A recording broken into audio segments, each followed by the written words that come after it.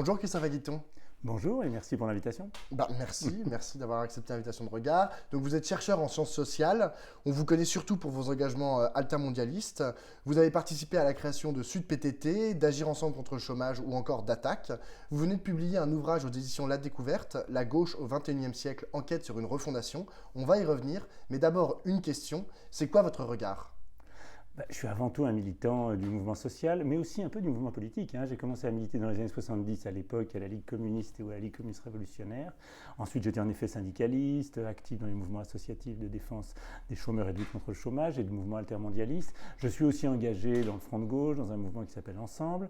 Et j'essaye aussi, comme beaucoup d'entre nous, de voir comment agir le plus efficacement possible dans ce croisement un peu compliqué entre mouvements sociaux et politiques. Alors justement, par rapport à votre parcours et aussi par rapport au titre de votre livre qui s'appelle La gauche au XXIe siècle, ma première question, elle est toute simple, c'est est-ce que le mot gauche a encore un sens aujourd'hui ? Oui et non. C'est-à-dire que historiquement, il est bien antérieur au mouvement ouvrier et à la gauche dont on parle aujourd'hui. Il vient de la Révolution française, de la place dans l'hémicycle.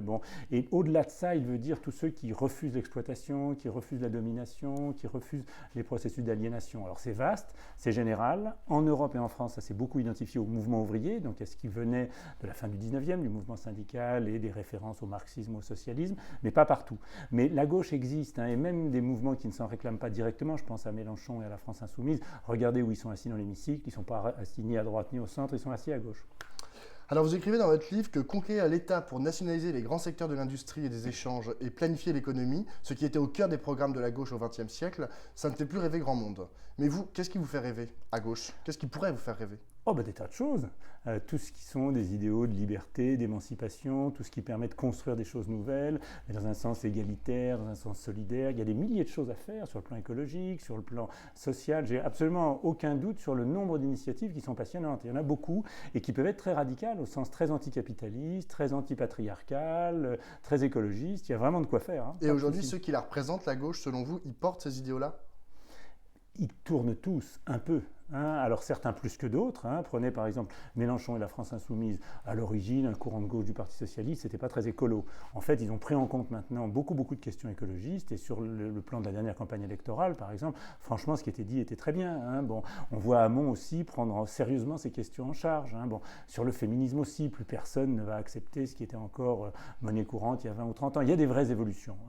En même temps, c'est sûr que les mouvements sociaux sont souvent un pas en avant des forces politiques traditionnelles pour des tas de raisons. Une des raisons principales d'ailleurs, c'est que les forces politiques sont encastrées dans les États-nations, puisque leurs leviers, c'est les leviers nationaux, c'est les gouvernements, c'est les parlements, et ils ne peuvent pas sortir de là. Et donc on a de ce point de vue un retard pris dans une phase de mondialisation où les mouvements sociaux sont par construction internationaux. Je pense à l'écologie et au climat, où par définition c'est mondial. Je pense aux forums sociaux mondiaux et à l'altermondialisme, mais même au syndicalisme, qui est plus international, parce que les entreprises contre lesquelles ils se battent ou avec lesquelles ils essayent d'engager un rapport de force sont elles-mêmes très souvent des multinationales. Donc on a là un retard des politiques qui renvoie à des questions structurelles à leur fonction première, qui est quand même très, comme je l'ai dit tout à l'heure, encastrée dans l'État-nation. Justement, comment ça doit s'articuler, le monde politique et le monde syndical, les mouvements sociaux, etc. C'est une vieille question qui vraiment date de l'aube du mouvement ouvrier. Vous savez mais justement, on voit par exemple Mélenchon qui a envie de revenir sur la charte d'Amiens qui sépare de façon complètement radicale le mouvement syndical et les partis politiques. Est-ce que vous pensez que c'est vers une remise en cause, par exemple, de cette charte ? Justement, c'est pour ça que je dis que c'est une vieille question, parce qu'en France, c'est en effet ce modèle-là, celui de la charte d'Amiens, mais on est quasiment les seuls à avoir ce modèle. Dans quasiment tous les autres pays, en particulier en Europe, il y a un lien organique. Alors qui est parfois dirigé par les syndicats. Par exemple, le Labour britannique a été construit par les trade unions au tout début du XXe siècle, même si en fait le Labour a plutôt une influence sur eux, mais en théorie, c'est les syndicats qui dirigent. Et puis dans tout le reste de l'Europe, c'est les sociodémocrates qui ont dominé, et eux avaient construit un modèle que les communistes ont repris, mais de façon moins officielle que les sociodémocrates, qui est le lien organique de subordination du syndicat au parti. Il y a eu un congrès de l'Internationale socialiste, qu'on appelait à l'époque la deuxième internationale en 1907 à Stuttgart, qui a théorisé le fait que c'est le parti qui devait diriger. Ça a été voté majoritairement dans ce congrès pour des raisons qui sont expliquées par Karl Kautsky, qui était très orthodoxe et un peu ennuyeux à mon avis, mais même par Rosa Luxembourg, qui est beaucoup plus intéressante, beaucoup plus mouvementiste, mais qui sur ce terrain-là justifiait, par des tas de raisons que je ne vais pas reprendre ici, ce serait trop long, la subordination du syndicat au parti. Donc je pense que discuter la charte d'Amiens. Mélenchon a raison de poser ça sur la table. Il faudrait surtout éviter de revenir à un mouvement de subordination où le syndicat est de fait subordonné au parti politique. Il faut faire attention à ça, et je pense que dans la France insoumise, il y a parfois des petites tentations hégémonistes qu'il faudrait vraiment éviter. Je ne dis pas que c'est ce qu'a dit Mélenchon, il ne faut pas faire dire aux gens... Il a quand même dit que la bataille syndicale avait été mal conduite. Exactement. Et donc, est-ce que la bataille politique a été mieux conduite? On peut retourner la question, et très franchement, je pense que des deux côtés, c'était difficile. Mais ce qu'il faut surtout éviter, c'est ça, moi, mon point, c'est toute subordination de l'un vis-à-vis de l'autre. Il ne faut pas subordonner le politique au syndicat, mais il ne faut pas non plus subordonner le syndical au politique en n'ayant que des jugements de valeur sur les uns sans prendre en compte ses propres faiblesses. Alors, vous êtes un militant altermondialiste. Quand vous voyez des mouvements émerger sur Bure, sur Notre-Dame-des-Landes, sur les sans-papiers, sur les intermittents, sur les droits LGBT, est-ce que vous pensez que c'est possible d'imaginer que toutes les luttes puissent converger un jour? Ça arrive. Non pas, en fait, dépasser simplement dire non. Ah, mais ça, elles le font. Ça, c'est deux questions un peu différentes que vous posez. Simplement dire non, elles le font. Prenez Notre-Dame-des-Landes. Les zadistes aujourd'hui pensent, espèrent, j'espère qu'ils ont raison, qu'ils vont gagner. Et que le gouvernement va abandonner ce projet fou d'aéroport qui date des années 70. Mais sur place, qu'est-ce qui va se passer? Il y a des centaines de personnes qui vivent directement à Notre-Dame-des-Landes ou dans les environs, dans un écosystème extrêmement intéressant dans lequel il y a des zadistes qui sont aussi des agriculteurs, il y a des circuits de vente directe, il y a des tas de relais de solidarité qui existent. Comment transformer l'essai? Comme ça s'est fait d'une certaine façon au Larzac dans les années 70, quand Mitterrand a abandonné le camp militaire, les gens sont restés sur place, c'est là d'où vient José Bové. Et donc on va avoir à Notre-Dame-des-Landes tout un processus vraiment passionnant qui est déjà inscrit dans les pratiques. C'est-à-dire qu'il y a des pratiques sociales à Notre-Dame-des-Landes qui ne sont pas simplement des pratiques de refus de l'aéroport, ce qui est évidemment la première des causes, mais qui sont aussi des fonctionnements différents, des modes de vie différents. Donc d'après vous, elle est là, c'est là qu'on va chercher la gauche. Elle est déjà là, oui, il faut aller dans ces lieux-là, il faut comprendre ce qui s'y passe. Alors l'autre partie de votre question, et là vous avez raison, c'est compliqué par contre, c'est est-ce que toutes ces luttes vont lutter ensemble, c'est-à-dire ne pas être simplement éclatés, les uns dans la Meuse contre l'enfouissement et déchets nucléaires, les autres dans l'Ouest et contre l'aéroport, les autres à la porte de la Chapelle avec les migrants ou toute autre lutte. Mais ce qu'on voit, c'est qu'il y a des moments dans l'histoire dans lequel un choc, une détonation, et la France est vraiment particulièrement propice à ce genre de choses, permet de fédérer tout. Mais 68, au début, c'était les étudiants tout seuls, et puis ça a été les ouvriers, et puis ça a été tout le monde dans la rue. Et de là est né le féminisme, le phare qui est l'ancêtre des luttes de défense des homosexuels, l'écologie avec René Dumont qui est arrivé un peu plus tard, mais qui sont tous nés dans la matrice 68arde, qui a vu à un moment donné converger toutes ces questions-là. Donc aujourd'hui, on ne sait pas encore comment faire. On l'a vu un tout petit peu en 95, un des aspects souvent peu mis en avant de 95, c'est que c'était à la fois une lutte ouvrière, mais avec des grèves ouvrières syndicales, avec des grèves en particulier dans le secteur des cheminots, mais qui très vite a pris de l'importance par les manifestations. C'était ce qu'on appelait le Juppéton à l'époque, où il s'agissait d'avoir 1 million de gens dans la rue. Et en fait, tout ça s'est fait dans la première ligne de manif. On avait le collectif des droits des femmes, on avait Agir ensemble contre le chômage, on avait droit au logement, et on n'avait pas simplement le mouvement syndical. Donc on voit qu'à des moments de ce type, on arrive à avoir des convergences qui ont lieu par l'action, parce que tout le monde voit bien que c'est le moment où il faut être ensemble. D'accord. Dans votre ouvrage, vous parlez des expériences de gauche dans d'autres pays, notamment européens et aussi à l'international, à la fois en Amérique latine, mais aussi en Europe, comme en Grèce et en Espagne. Donc d'après vous, les exemples gagnants, c'est Podemos et Syriza? Alors, il y a deux choses un petit peu différentes. Il y a qu'est-ce qui fonctionne dans la construction d'une gauche alternative capable de relier social, écologie, féminisme et tous des combats de ce type. Bon, ça, on voit bien que Syriza et Podemos ont réussi des avancées intéressantes parce que c'est des modèles assez différents. La Grèce est un pays hyper politique, donc c'est un regroupement de 16 organisations politiques, plus même des mouvements sociaux qui s'y sont mis.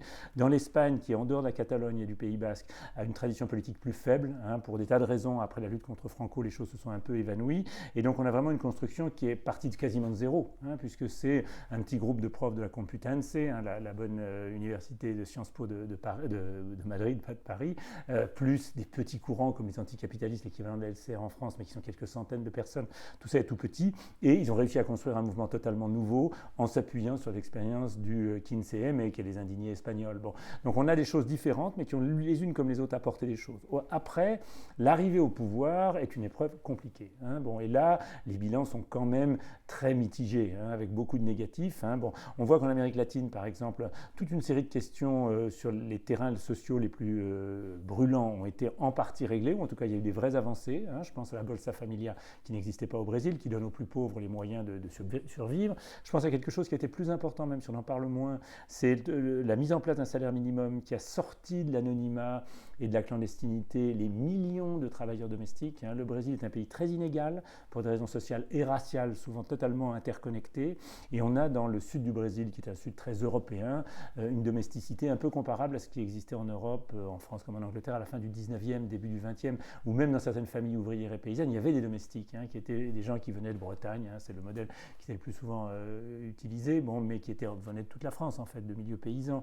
Et le fait de permettre à ces travailleurs domestiques d'avoir le salaire minimum veut dire qu'ils sont reconnus, qu'ils ont des droits sociaux, qu'ils peuvent commencer à telle heure, finir à telle heure, et qu'ils sont plus simplement à la merci de leurs employeurs. Et ça a changé, mais radicalement, la vie de millions de personnes au Brésil. Donc, une série de choses comme ça. Le droit, par exemple, aux LGBT, aux féministes, de pouvoir s'exprimer dans l'espace public. Le Brésil est un pays très ouvert à toutes ces questions-là, beaucoup plus que d'autres, y compris en Europe. Donc, on a plein de choses qui sont des acquis de ces années-là. Mais en même temps, des désastres sont considérables. Sur le plan écologique, une régression énorme, une désindustrialisation du Brésil. Sur le plan démocratique, le fait de ne pas changer les institutions au Brésil a poussé le gouvernement Lula à faire ce qui se faisait déjà depuis des décennies, qui est ce système du mensalão, mais qui est en fait de la corruption généralisée, tout simplement. Et tout ça coûte très très cher à la gauche. Ça c'est pour ce qui est de l'Amérique latine. Et puis l'Europe, on voit bien que pour Syriza, dans des conditions très difficiles, il s'agit de jeter la pierre à personne et surtout pas de tirer des bilans à la hache en traitant de traître je ne sais qui, mais dans les conditions très difficiles dans lesquelles était le gouvernement, il est clair que Syriza a privilégié plus que tout la négociation, sans chercher vraiment à construire un rapport de force, sans chercher à s'appuyer sur ce qui pouvait exister en Europe. Il n'y a eu aucun appel à une conférence, à un réseau de solidarité européen de la part de Syriza, qui ne voulait pas être embarrassé d'une certaine façon de gens qui les soutenaient. Et puis de l'autre côté, ils n'ont pas voulu non plus créer les conditions d'un plan B, comme le proposait Varoufakis. Est-ce que celui de Varoufakis était bon ou pas? Je n'ai pas la compétence pour le dire, mais en tout cas, Varoufakis avait essayé de construire un plan qui permettait un petit rapport de force, un petit bras de fer. Tout ça ayant été abandonné, ce qui a été signé était exactement ce que la Troïka voulait depuis le début. Donc ça, c'est pas très bon. Et ça aboutit, comme on le sait tous, à une perte de substance de Syriza, à un décrochage dans les sondages, à une vraie difficulté aujourd'hui pour ce parti en Grèce pour les années qui viennent. Alors justement, Syriza, dans une moindre mesure, mais Podemos dans une plus large mesure, tout ça, c'est né quand même de mouvements sociaux assez larges dans le pays. Pourquoi chez nous, en France, Nuit debout par exemple, ça a débouché sur rien? Alors, ça n'a pas pris? C'est plus compliqué, parce que d'une part, il y a toujours ou très souvent une déconnexion entre lutte sociale et émergence d'une nouvelle formation politique. Pour des tas de raisons, une des raisons premières qu'on oublie souvent, c'est quand on lutte, on ne veut pas s'occuper d'élections. On pense qu'on va gagner par la lutte et que quel que soit le gouvernement, c'est ça qui compte. Et c'est quand la lutte s'arrête souvent qu'on se dit tiens, il faudrait peut-être essayer une autre voie et que la voie politique peut arriver à s'imposer. On est beaucoup marqué en France par un exemple inverse, mais qui est assez unique, qui est juin 36, où on a eu à la fois l'élection et la lutte. Mais dans tous les autres cas, même mai 68. Mai 68, il y a eu une élection, celle de juin 68. On l'oublie souvent parce que c'était la chambre la plus à droite que la Ve République ait jamais eue. Donc, l'idée de la connexion nécessaire entre lutte et élection et lutte et politique n'est pas si évidente que ça dans les réalités historiques. À l'inverse, ce qu'on a souvent, c'est des mouvements sociaux qui existent et qui vont infuser et créer une culture qui va être reprise par les mouvements sociaux.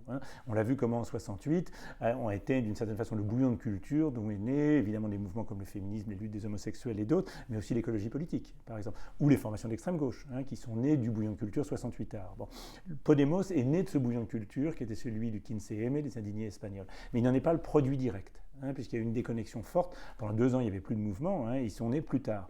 On peut dire, si on prend l'exemple français, que le succès de la France insoumise tient un peu aux luttes contre la loi travail et donc aussi à Nuit debout, avec aussi une déconnexion un peu plus courte, des chemins qui n'étaient pas en soi directement liés. Je veux dire, autant Iglesias était apparu dans les médias espagnols comme le jeune qui représentait d'une certaine façon le 15M, même s'il ne s'en revendiquait pas, puisque personne n'avait le droit de s'en revendiquer. Mélenchon n'apparaissait pas comme le représentant de Nuit debout, ça à l'évidence. Mais en même temps, ceux qui étaient à l'origine de Nuit debout, je pense à Ruffin, se sont aussi retrouvés dans ce mouvement-là. Donc il n'y a pas de déconnexion totale. Mais il y a eu un laps de temps. Et on peut dire, comme je l'ai dit tout à l'heure, que France Insoumise est aussi le produit de tout ça. Mais vous pensez qu'il faut plus de connexion justement entre ces deux endroits de la société? Je pense rien. Je pense que quand on voit dans l'histoire, c'est ce que je viens de vous dire, il y a souvent une déconnexion. Après, l'autre problème, et on revient à une de vos questions précédentes, c'est est-ce qu'il faudrait plus de liens entre mouvements sociaux et politiques? Ça, oui. Ça, je le pense profondément. Je pense que c'est dommage qu'il n'y ait pas assez de manifestations communes, de mouvements communs. Il y en a de temps en temps. Mais Et c'est qui les fautifs? C'est les deux? c'est le produit de l'histoire, c'est la charte d'Amiens, et puis c'est des méfiances réciproques qui sont Non, c'est pas que la charte d'Amiens, parce que Nuit debout, c'est pas régi par la charte d'Amiens. Non, Il mais n'y a pas de syndicat à Nuit debout, par exemple. Ah si, ils les ont invités. Ils les ont invités. Si, ils ont fait un effort. Moi, j'étais très frappé en positif du fait que Nuit debout, d'abord, Solidaire, le Sud, le syndicat dont je viens, était au cœur de Nuit debout. Franchement, toute l'infrastructure venait de Solidaire. Il y avait beaucoup de choses qui étaient liées à ce syndicat. Mais même, il y a eu des grands moments qui ont été rugueux mais rigolos, où ils ont invité Martinez, où ça s'est bien passé. Martinez a joué le jeu, de la CGT, bien sûr. Et franchement, non, je pense qu'il y a eu plus de liens qu'on ne le pouvait croire. Parce que justement, les deux convergeaient dans l'action. Il y avait les manifs syndicales, il y avait Nuit debout, mais c'est des mouvements complémentaires. Alors que, par exemple, en Espagne, le mouvement des indignés de Kinsey mais s'est construit parce que le mouvement syndical avait signé des accords très mauvais et avait abandonné le terrain de la lutte. Et d'une certaine façon, le Kinsey mais a remplacé le syndicalisme. Pas dans le cadre de la lutte pour la loi travail, où il y a eu beaucoup plus de complémentarité que d'opposition. Alors après, l'autre question, mais là on revient à nouveau à votre question précédente, c'est entre toutes ces composantes sociales et les organisations politiques, comment faire pour qu'il y ait plus de débats. Là, ce serait très important de le faire, sans aucune subordination. C'est peu fait. C'est peu fait, de même que je trouve que le mouvement, tout ce qui se passe dans le monde de l'académie, de la recherche, des intellectuels, aujourd'hui est quand même assez déconnecté du monde politique. Il y a eu quelques tentatives il y a 10-20 ans. Aujourd'hui, Aubry avait essayé sans grand succès. Quand on voit... le Front de gauche l'avait réussi un petit peu en 2012. Il y avait eu quand même pas mal de liens. Mais dans la dernière période, il y a quand même une assez grande déconnexion entre France Insoumise, mais aussi Parti communiste, c'est pas, ou les Verts et le mouvement de recherche académique, ce qui est un peu dommage aussi. Alors, on est à la veille de la COP23. Alors, honnêtement, j'ai l'impression qu'on essaie de réparer une centrale nucléaire avec une rustine pour pneus de poussette. Est-ce que, d'après vous, ça sert encore à quelque chose, ce genre de choses? Alors, les COP, c'est compliqué, parce que là, il faut vraiment rentrer dans la dynamique des COP. Les règles du jeu ont changé à Cancun en 2011. Donc l'accord de Paris était construit sur des bases très différentes de l'accord de Copenhague. À Copenhague, il s'agissait de fixer des objectifs contraignants à chaque pays et en gros de donner des objectifs obligatoires, contraignants. À partir de Cancun, il a été décidé que chaque pays dirait ce qu'il allait faire de façon indépendante et sans qu'on puisse le contrôler le contredire d'une certaine façon. Donc en fait, chaque pays dit ce qu'il va faire et basta. La seule chose que dit l'accord de Paris, c'est qu'on se retrouve tous les ans pendant les COP et que pendant 5 ans, on va vérifier que ce qu'a dit un pays va être fait. Mais si un pays dit « moi je vais faire du charbon à fond les gamelles », basta, personne ne le critique. Donc en tant que tel, l'accord de Paris sur le plan de ce qui est écrit n'apporte rien. Et donc les COP ne servent à rien. En même temps, attention, c'est quand même des moments de mobilisation générale. C'est des moments dans lesquels tout le monde prend conscience du problème. Regardez par exemple toutes les chaînes de télé, des plus classiques de TF1 à BFM Télé, en passant par CNews et j'en passe. Quand il y a eu les ouragans à l'automne, que ce soit dans les Antilles, aux États-Unis, etc., tout le monde a dit qu'il y avait un lien avec le changement climatique. Aucune chaîne de télé, la plus ringarde et vieillotte soit-elle, ne va... En France, je parle en France, ne va nier... Fox News... Oui, Fox News, c'est une autre histoire. Ne va nier ou ne pas prendre en compte une évidence. Donc on a quand même un changement important... et qui pèse et sur les opinions publiques et donc même sur les modèles énergétiques. Prenons l'Allemagne. On voit par exemple une société comme EDF, qui a tout basé sur le nucléaire, être sortie du CAC 40, c'est-à-dire dans une situation de crise inimaginable il y a encore 10 ans. Pourquoi? Pour une raison assez simple, c'est que le renouvelable se développe plus vite que prévu en Allemagne et en Autriche. Et donc on a une production électrique beaucoup plus forte que ce qui était anticipé, une réduction des besoins parce que les gens heureusement isolent mieux leur maison et font un peu gaffe à leur consommation électrique, donc un prix de l'électricité qui baisse et EDF qui a un modèle qui ne fonctionne plus. Et ça, c'est à cause du renouvelable. Donc de choses très positives qui sont la lutte contre les gaz à effet de serre et aussi de façon annexe contre le nucléaire. Alors justement, hier, on recevait Aude Rossigneux, la rédactrice en chef de Le Média, qui vous a interrogé. Elle vous demande pourquoi, à la veille de la COP23, les traités de libre-échange comme le TAFTA ou le CETA semblent avoir disparu du débat public. On en est où, Christophe Editon ? Alors les deux ne sont pas de même nature. Le TAFTA, à mon avis, bonne chance pour le remettre sur pied, parce que vous savez que le TAFTA, c'est le traité de libre-échange entre États-Unis et Europe. Avec la position qu'a Trump, avant que ce traité revienne sur le devant de la scène, on a un peu de temps et heureusement, pas de souci. CETA, c'est un vrai sujet. C'est un vrai sujet. Il n'a pas complètement disparu. On a vu par exemple Nicolas Hulot avoir des mots assez offensifs. Je dis bien des mots, des actes, on le verra plus tard. Mais c'est vrai, et elle a raison, que ce n'est pas suffisamment présent dans l'espace public. Et il faut en effet dire, elle a tout à fait raison, le CETA, par l'augmentation du trafic de marchandises, par le fait que les échanges vont être de plus en plus lointains, parce qu'on augmente le trafic là, transatlantique. Et puis aussi le CETA, et ça c'est négatif pour la lutte contre le gaz à effet de serre et donc contre le changement de climat, mais aussi c'est la porte ouverte potentiellement au gaz bitumineux et à toutes les saloperies, entre guillemets, qui sont les plus polluantes qui soient et qui sont issues des terres de l'Alberta. Merci beaucoup Christophe Aguiton d'avoir accepté d'être notre invité pour cette dernière midinale de la semaine. Lundi, nous recevrons Barbara Romagnan, ancienne députée socialiste du Doubs qui a rejoint le mouvement M17-17 de Benoît Hamon. Vous avez une question pour elle ? Oh ben c'est toujours la même question, hein. C'est comment faire pour qu'on fasse converger non seulement social et politique, mais aussi politique de gauche un peu radicale entre eux, hein. Alors il y a des choses qui ont été faites, hein. On a vu que pendant les manifs sur la loi travail, qu'elles soient syndicales ou politiques, tout le monde était là. Quel pas en avant on peut faire aujourd'hui? Je lui transmettrai la question. Merci. Merci à vous.